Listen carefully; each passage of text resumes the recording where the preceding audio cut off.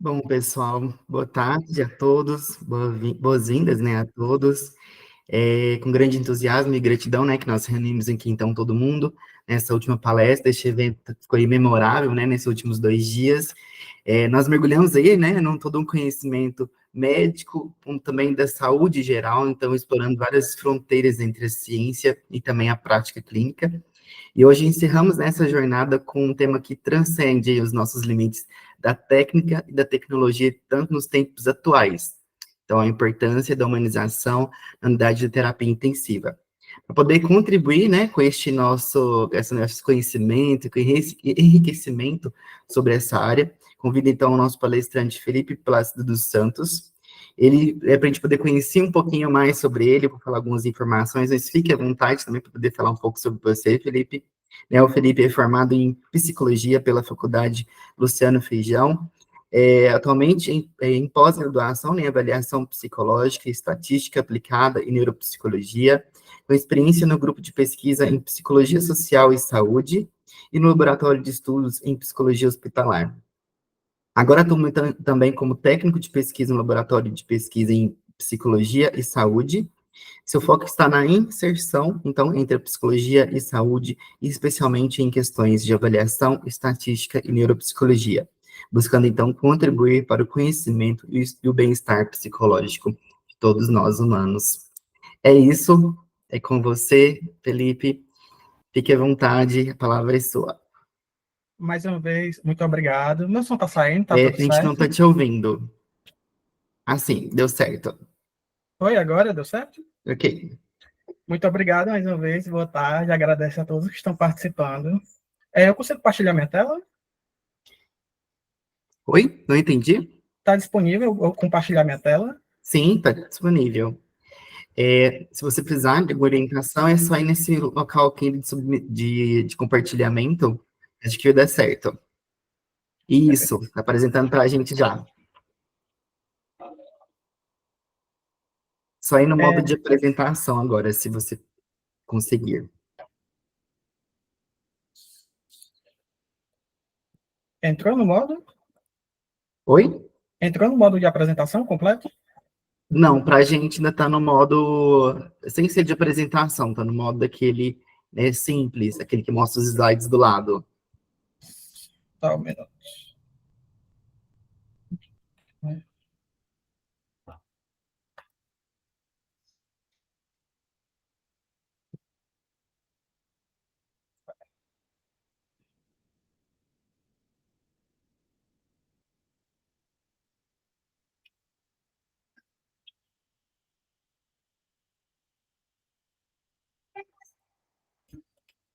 Ainda não, né?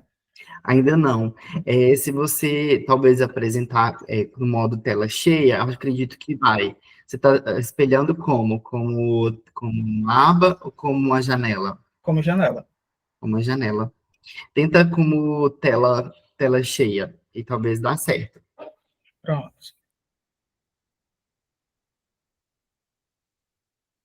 Foi? Sim, agora foi. Pronto, muito obrigado. Nada. Inicialmente, como bem apresentado, eu sou o Felipe, eu sou psicólogo, tenho experiência nos laboratórios de social e hospitalar. E eu vou falar um pouquinho sobre a importância desse processo de humanização no contexto da unidade de terapia intensiva. Mas, como foi bem apresentado, eu sou pós-graduando em neuropsicologia, avaliação psicológica e estatística. Eu só vou comentar um pouquinho por que a relação desses três, e como é que influenciou no meu trabalho e por que eu estou falando sobre esse processo de humanização.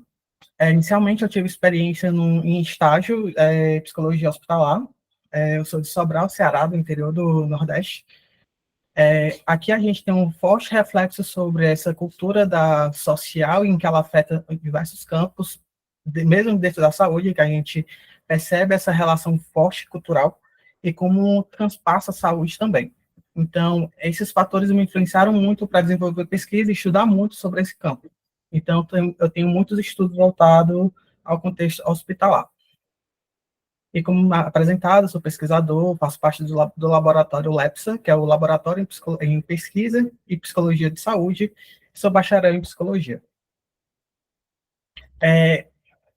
vamos entender um pouquinho sobre como funciona a UTI, para então entender o que eu quero chamar de humanização e como é que funciona esse processo.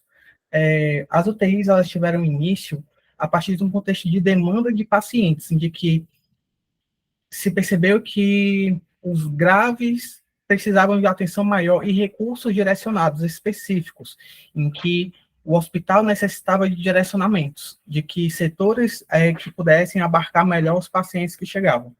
Eu não vou entrar tanto na questão histórica, já que o foco aqui é a parte da nossa atuação no contexto atual.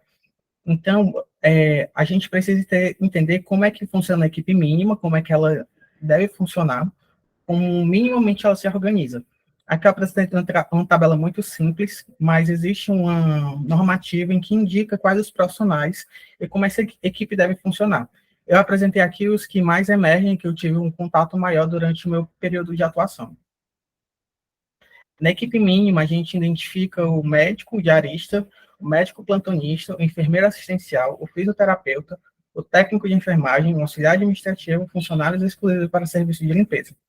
Em que a gente deve pensar também que a equipe não é só o médico, mas em que existem vários outros profissionais que não atuam diretamente também com o paciente. Por exemplo, o pessoal da limpeza ou o pessoal do administrativo, que pode colaborar muito no nosso processo de atuação.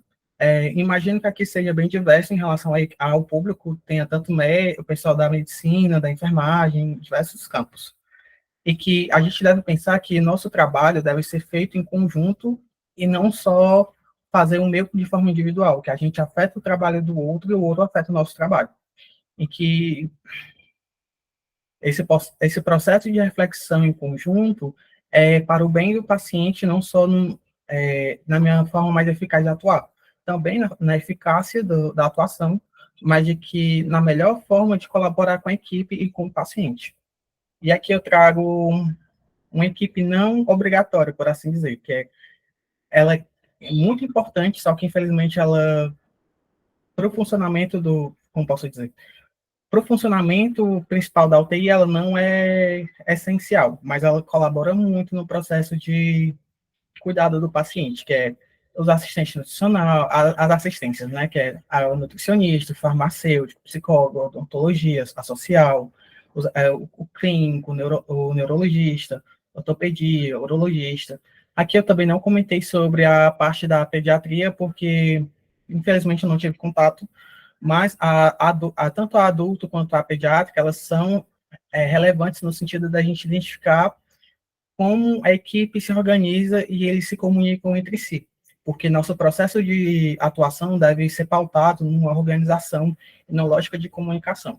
A gente tem que estar muito atento sobre essa questão, porque antes de falar sobre paciente, sobre intervenções, a gente precisa entender como é que essa organização funciona, como é que nossa comunicação está pautada e como o nosso processo de trabalho é organizado, certo? Gente, só me confirmem com um sinalzinho aqui no chat se está tudo certo, minha voz está bem, vocês estão entendendo. Muito obrigado. Aqui eu organizei os pontos que eu vou trazer, um panorama mais geral, porque eu quero ser mais objetivo e trazer um pouquinho mais de diálogo, saber um pouquinho de vocês, o que vocês entendem sobre. Esse histórico de humanização, né? O que eu chamo de humanização? A literatura, ela aponta que o processo de humanização é a valorização do indivíduo e reconhecendo ele como foco do processo, principalmente de que a gente deve entender o paciente como um indivíduo também, não só como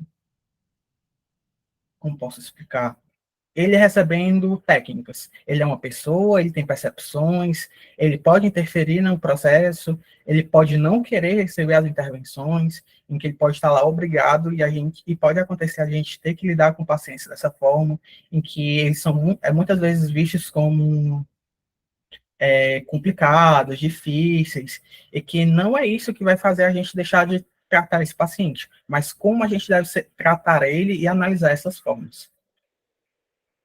Segundo a definição, por Pereira e Barros, é que a humanização é em que o sujeito é posto um ponto de vista principal nas políticas de saúde, na construção de um sujeito, em que a gente deve tratar aquele indivíduo. Ele é uma pessoa, ele tem uma história, ele tem uma família, ele não é só mais um, ele não é um número, ele é uma pessoa que está ali. Porque uma coisa que eu percebia muito no início dos estágios é quando a desumanização do indivíduo quando ele entra no hospital. Ele perde o nome, ele perde a identidade no sentido visual, ele não usa mais roupas, ele usa um uniforme, uma... Eu entendo que é no sentido hospitalar por causa do cuidado, né? Essa questão de higiene e tudo mais, mas é, ele perde essa humanização. Então, quando a gente não identifica mais pelo nome, a gente perde essa sensibilidade com o paciente, a gente também perde o processo de cuidado com a pessoa. Porque o que eu via muito era o processo de identificação pelo prontuário, e que isso reduzia e afastava a relação do profissional com o paciente.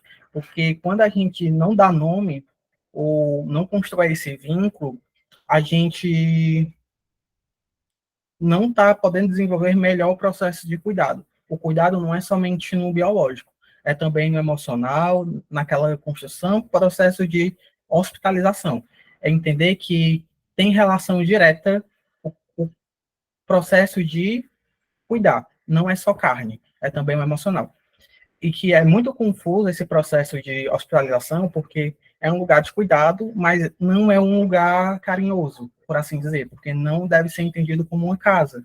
Porque por mais que tenha profissionais, medicamentos, uma atenção direcionada, essa atenção acaba sendo um pouco rude no sentido de que obrigação, a pessoa tem que estar ali, ela tem que melhorar e sair. Ela não pode, ela não deve ficar lá muito tempo. Ela deve resolver, entre aspas, solucionar o problema dela e voltar para casa, ter uma vida, como posso dizer, melhor. E nisso, as estratégias de muitos profissionais acabar se afastando para que não se afete de forma negativa.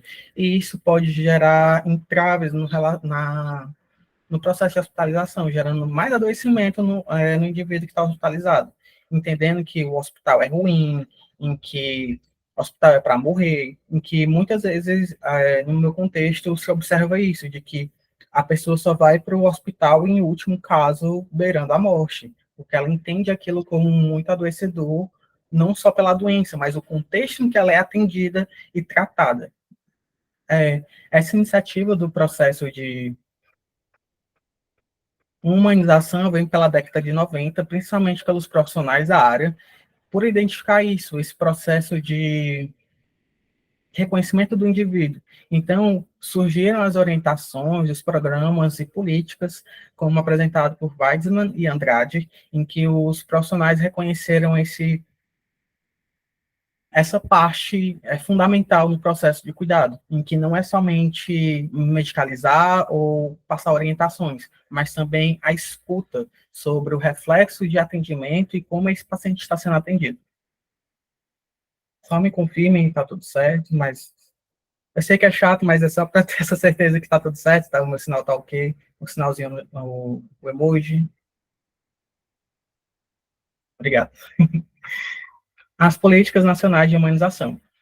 Elas surgiram também desse movimento dos profissionais, e eu quero ressaltar que é muito importante a organização dos profissionais, não só pela própria classe, mas entre a equipe multiprofissional, que essa comunicação fortalece nossa percepção sobre nossos cuidados, nossa forma de tratar o outro. Não só o paciente, como a família e os outros profissionais, de que a gente entende nossa relação, essa construção de bem-estar de trabalho, porque a gente passa boa parte da nossa vida trabalhando com pessoas, e que aquela pessoa no dia a dia a gente deve ter uma boa relação para construir bons vínculos, ter essa melhor forma de atuação. Eu entendo que existem outros fatores relacionados com a questão do salário, condições de trabalho mesmo, sobre equipamento, mas entender que a organização da classe é fundamental para que a gente possa construir políticas e melhorar essas condições. As políticas tiveram início em 2003, pelo Ministério da Saúde, a partir do movimento dos profissionais, desse construção, tanto nas faculdades, essa formação dos profissionais, já terem esse primeiro contato da humanização do SUS, em que fosse para além do cuidado biológico, mas que também tivesse essas orientações, informações, porque a falta da compreensão do indivíduo sobre o que, que vai acontecer com ele gera fantasias. Quando eu falo fantasias, é no sentido de que ele começa a inventar na cabeça dele algumas partes que não foram explicadas. Então, para ele vai inventar para que cumpra aquele espaço que não foi explicado.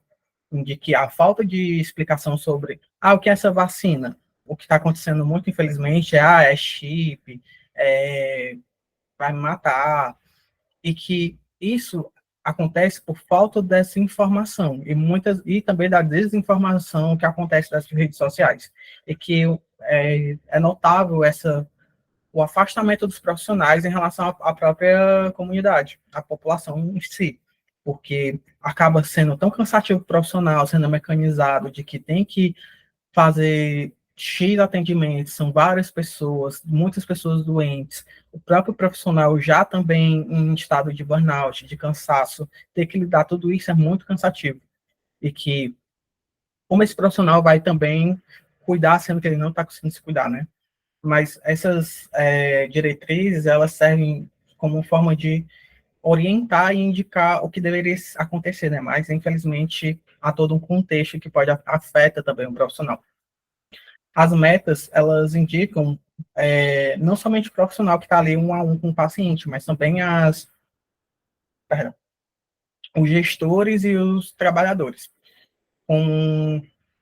O complexo deve ser orientado, não só responsabilizando o profissional, porque o profissional ele faz parte de um sistema, ele não está sozinho, ele não é só ele que é mal, tirando esse juízo de valor de que há bonzinho, malzinho, mas entender que eles são afetados, eles afetam, e há toda uma rede complexa dessas informações.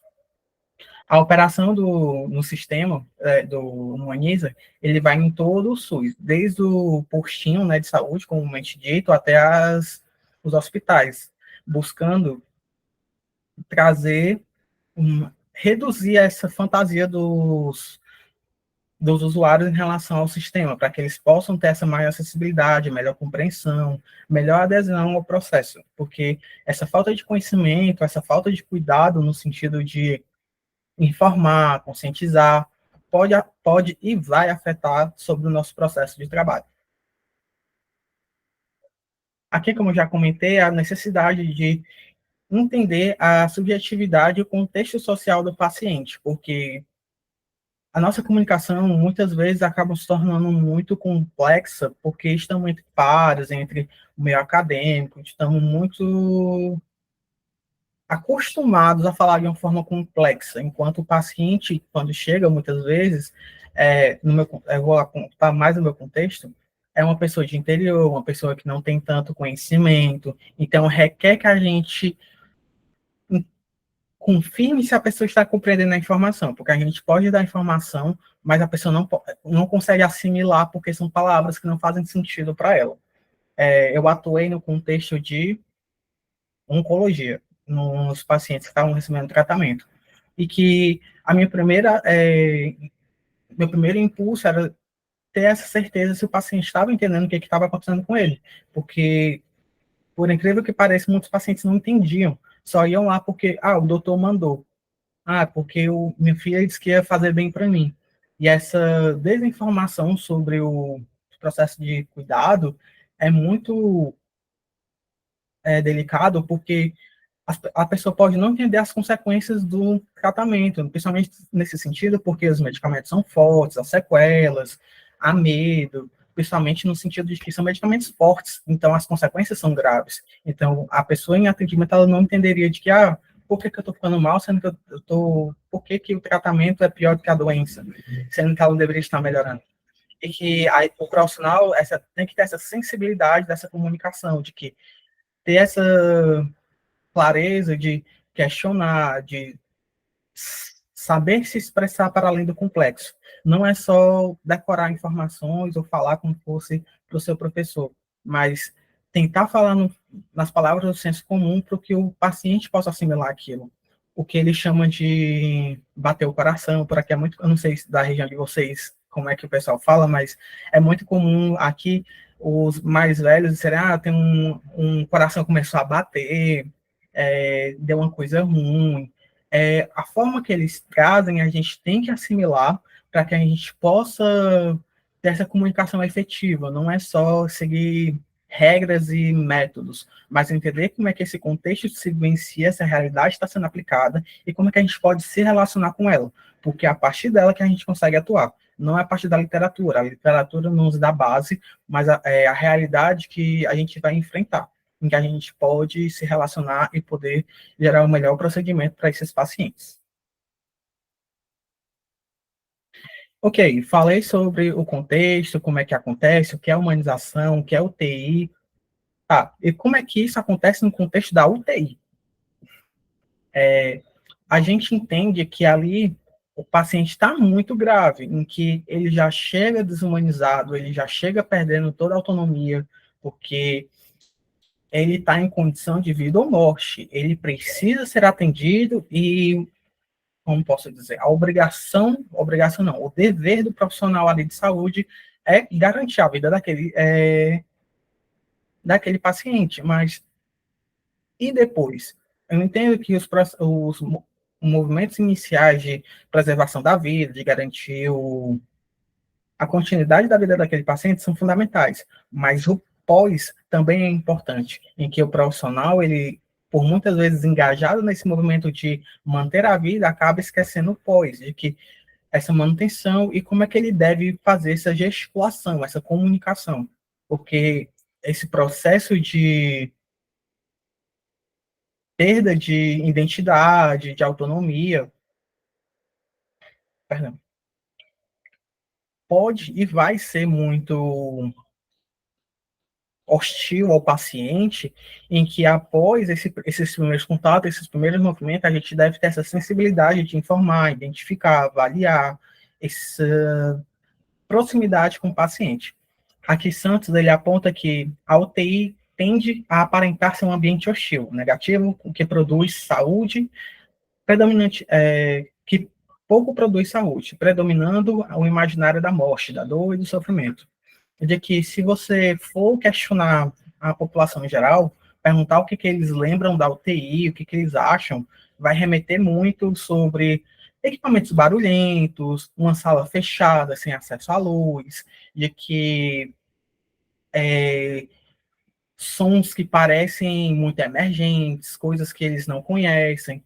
E quando a gente não conhece algo, tudo parece muito assustador. Imagino que com a primeira vez que vocês estiveram no hospital, entraram nesse contexto, foi muito assustador.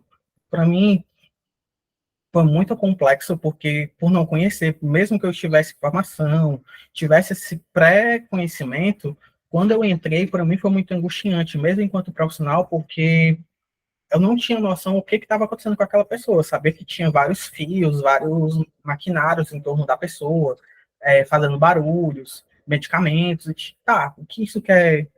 No meu imaginário, mesmo enquanto profissional, já estava assim, meu Deus, essa pessoa está morrendo. Eu poderia testar, mas não é só isso. Há contextos em que a gente pode amenizar essa esse sofrimento dos profissionais, ou dos pacientes e dos profissionais, porque também há restrição sobre as visitas, há todo um mecanismo que os pacientes ou os profissionais acabam não informando justamente por esse movimento muito angustiante de ter que cuidar dessa vida e essa cobrança de que se essa pessoa morrer, eu sou o responsável, e que o sistema a saúde em si acabou criando essa cobrança excessiva de a morte é minha rival, e se o paciente morrer, a responsabilidade é minha. E de que isso adoece, entra numa constância de sofrimento em que o profissional não consegue lidar, de que é suportar essa responsabilidade em que ele não pode dar conta, que muitas vezes a família coloca o médico como um carrasco, ou um enfermeiro que foi incapaz, ou que seja qual for sua área ou sua atuação, em que a responsabilidade recai sobre ele. mas entender que o ser humano vai para além das nossos ideais, sobre nossas técnicas, em que há limitações, e esse reconhecimento também prevalece sobre a gente, e que a gente deve informar. Mas como deve ser informado? Como é que a gente deve fazer isso? É reconhecer, principalmente, quais a rede de apoio e quem está próximo ali para que a gente possa gesticular e comunicar. Em que essa comunicação que a gente deve ter entre profissionais, mas também com a família, porque a família é um vínculo importante. Trazer o máximo possível de informação, o reconhecimento sobre o paciente, de que ele não é só um boneco, ele não é só um objeto que eu estou tratando e reduzindo ao máximo para trazer ali o bem-estar dele, mas que a gente pode promover outras condições para que amenize esse sofrimento. Movimentos muito comuns é a música como técnica de reduzir essa angústia. Aqui é muito comum na minha cidade a gente levar os músicos, porque tem duas escolas de música, então os músicos fazem esse movimento de irem nas UTIs, de que assim, todo equipamento, há todo um movimento de higienização para que seja possível, há um reconhecimento dessas estratégias, para que a gente possa trazer um alívio, um respiro de um ambiente tão hostil que é a UTI. A gente entende que existem seus procedimentos, essas técnicas, enfim, porque para não agravar o paciente, mas entender que também existe algumas flexibilidades.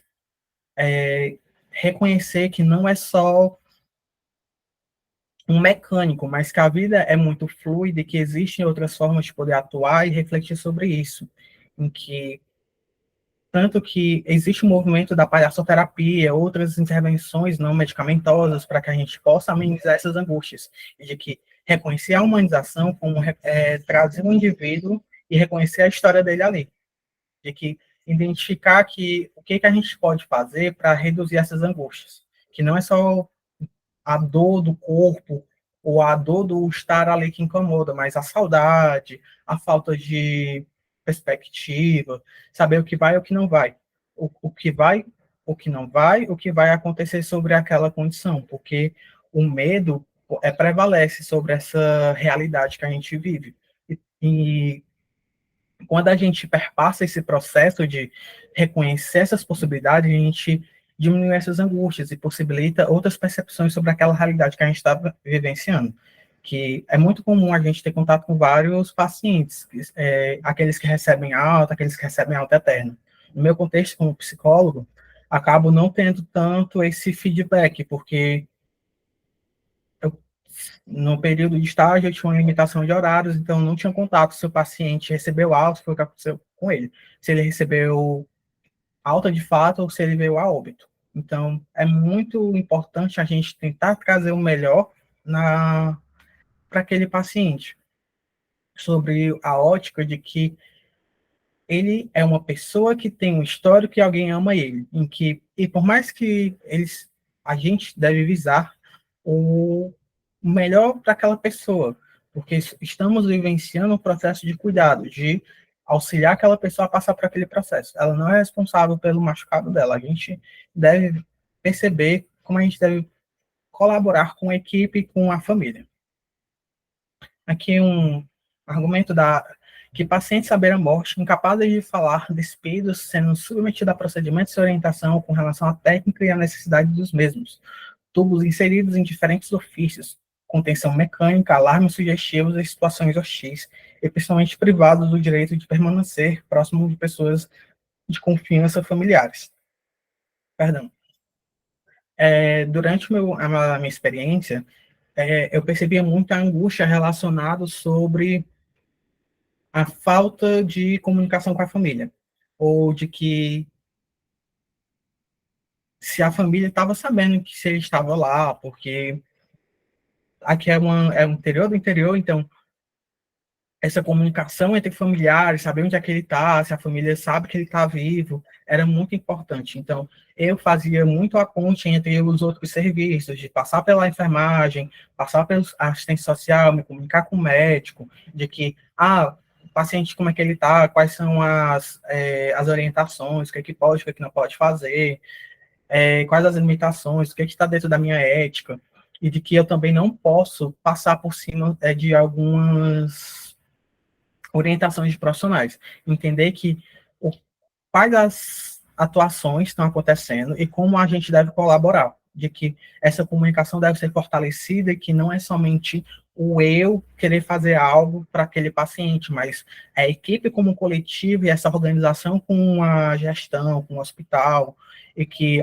deve colaborar em conjunto em direção a um pró em comum, porque atuar de forma individual pode gerar um adoecimento na gente também, como uma questão de fracasso, no sentido de que o não reconhecimento da nossa atuação, de que para quem a gente está fazendo isso, como é que a gente dialoga sobre isso, quais são os outros profissionais que estão debatendo, se eles têm essa noção de comunicação, de trazer o familiar ou alguém de confiança para esse processo de intervenção, porque a gente deve reconhecer todo esse emaranhado de informações, que imagino que vocês tenham trazido na experiência de vocês, durante a graduação, na leitura, em que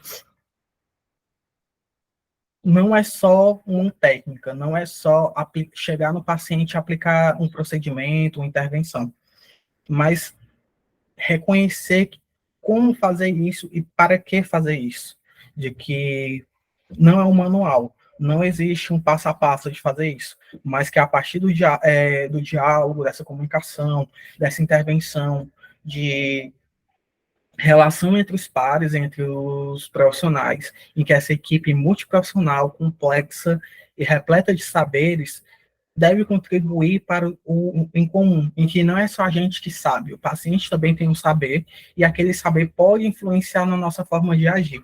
E que não é só eu dizer assim, eu sei o que fazer com o seu corpo, eu sei o que é melhor para você, mas como o paciente também tem direito de dizer que eu não quero, de que esse reconhecimento dele, o do não, e qual o sentido dessas intervenções.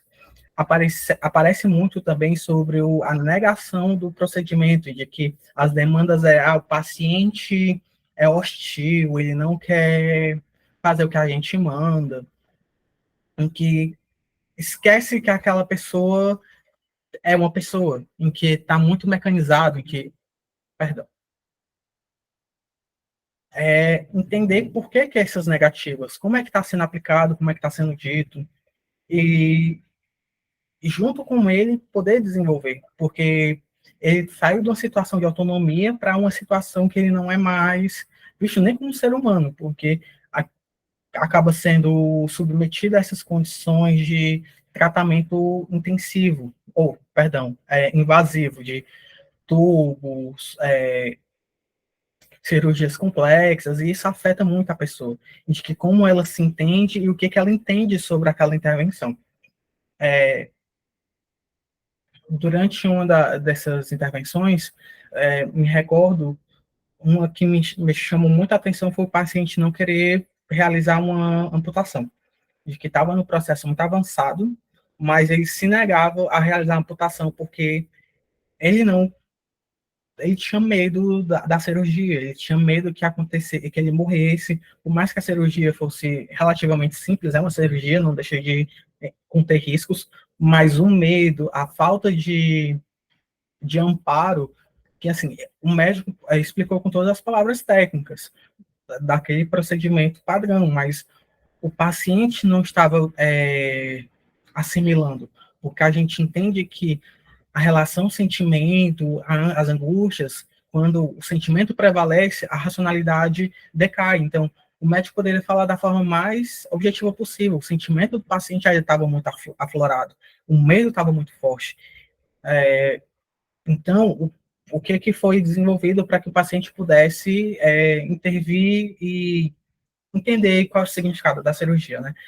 Fizemos toda uma desmistificação de que, para que ele entendesse os riscos e os positivos, de que como o hospital era amparado, em que como a equipe era planejada, em que existia todo um suporte, de onde é que vinha esse medo, qual era o significado desse medo para ele, e que essa comunicação, tanto com a enfermagem, com a medicina, com os outros profissionais, para que a gente pudesse dar esse suporte e as intervenções ocorressem de forma mais adequada. Não só porque eu queria, mas porque que era o ideal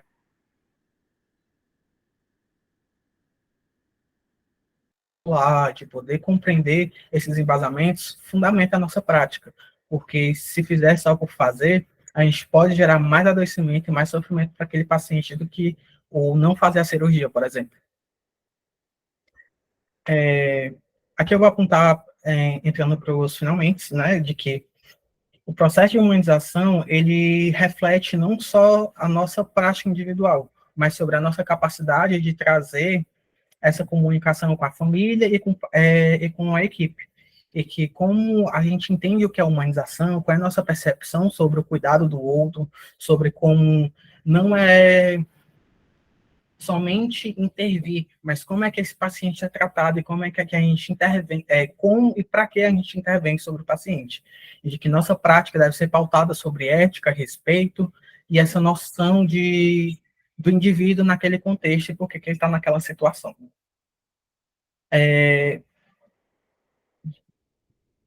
E que a gente precisa revisar algumas práticas e que a gente ainda deve continuar avançando e que por mais que a literatura, os fundamentos tenham nos auxiliado, a gente ainda deve se construir, poder avançar e construir novas práticas, em que não é porque a gente construiu as bases que a gente não pode poder se desenvolver, em que a gente deve identificar novas formas de agir, a forma que a nossa realidade se apresenta e como nossa forma de se comunicar se estabelece e que aquele paciente, aquela pessoa tem uma forma, um pensar, um conhecimento, e esse conhecimento também é válido, em que o hospital não é só lugar de doutor, não é só aqueles de jaleco branco que sabem, mas também os pacientes têm um saber e que a gente deve se comunicar com eles e qual é a forma que a gente se comunica.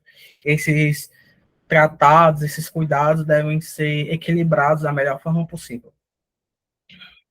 E, por fim, levar em consideração as condições do trabalho, de que não é só culpar ou dizer que quem é que está errado, mas entender que a organização da classe deve fomentar a nossa prática, e de que não é só apontar culpados, mas que a gente deve lutar em prol de algo de melhores, de organizações, de lutar por desenvolvimento, continuar estudando, continuar botando em prática, de que a gente possa melhorar, de que entender que só porque eu já fiz isso há tanto tempo não quer dizer que eu não possa aprender coisas novas e poder aplicar de uma forma diferente, de uma forma que não seja adoecedor, se o que eu pratico está sendo adoecedor ou não, e a gente puder ter esse movimento consciente dessa organização.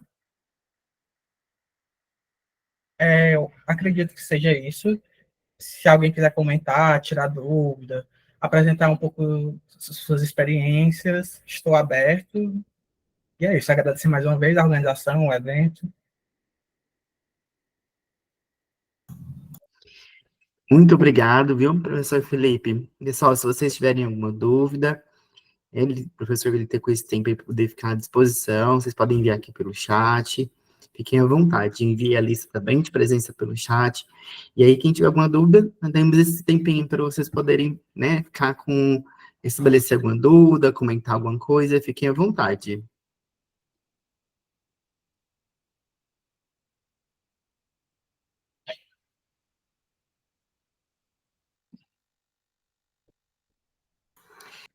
Caso não tenha, né, a gente vai agradecer. Assim, excelente palestra, viu, o professor Felipe? Muito Obrigado. bom, muito emocionante. E eu acredito o seguinte, eu também sou psicólogo, né, mas eu acredito bastante que a gente precisa de mais ações humanizadas, seja por qualquer área da saúde, né? A gente acredita que nós temos profissionais, diversos profissionais aí dentro desse aspecto, nas áreas, e muitas vezes a gente enxerga muito a questão da técnica, do processo, e enxerga ali, é só outro ser humano, que atravessa outras questões, que atravessa outras experiências, então que a gente possa ter um olhar mais atento, né, para essa questão. Então, muito obrigado aí por essa palestra e por esse enriquecimento, né, que a gente vai levar agora futuramente para os nossos próximos atendimentos. Eu que agradeço. E é isso, gente. Espero poder participar de outros eventos. Obrigado. Obrigado, professor Felipe. Pessoal, então, né, vamos encerrar por aqui o nosso evento. Desde já, eu gostaria já de agradecer, né, a presença de todos, aí, então, com todo esse entusiasmo e a todas essas palestras que poderam contribuir tanto com a gente, significativamente agora para a nossa vida profissional e também acadêmica para quem está ainda em graduação, e que sirva, né, de motivo também para a gente poder alcançar novos patamares, novas práticas, novos olhares para aquilo que a gente faz hoje, né, dentro dessa área da saúde que é tão extensa. Então, contamos com a participação de vocês nos nossos próximos eventos. Esse é o intuito, né? Alavancar, ampliar e ainda mais esses estudos e o conhecimento que nunca é demais para essa área. Muito obrigado, gente, por essa experiência. Muito obrigado pela participação de vocês. Esperamos vocês nos próximos eventos.